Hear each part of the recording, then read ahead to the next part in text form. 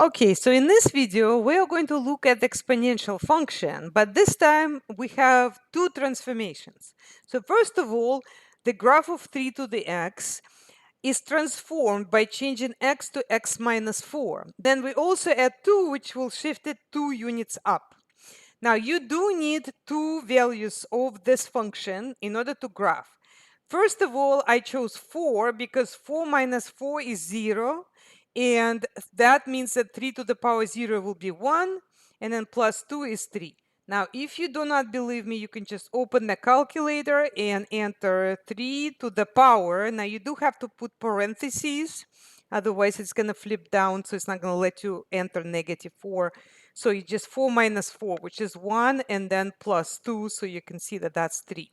Okay, now at 5, we're just changing x to 5. So this is going to be 3 to the power 1, which is 3 plus 2, that's 5.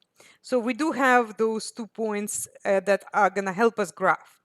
Now, as I was saying, the domain is all real numbers. So you go from negative infinity to positive infinity. The range generally for just a not transformed, just 3 to the x graph, is 0 to infinity with 0 not included.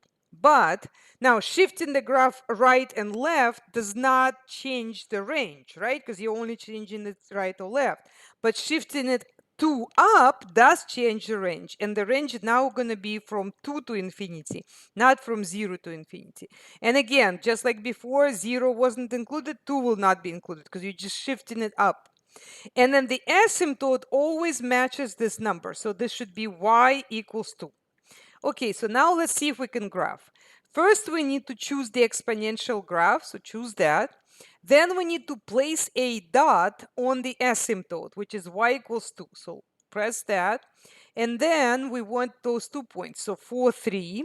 So this is going to be 4, 3 right here. And then it's also going to be 5, 5. So let's see if we can place that. And that should be it.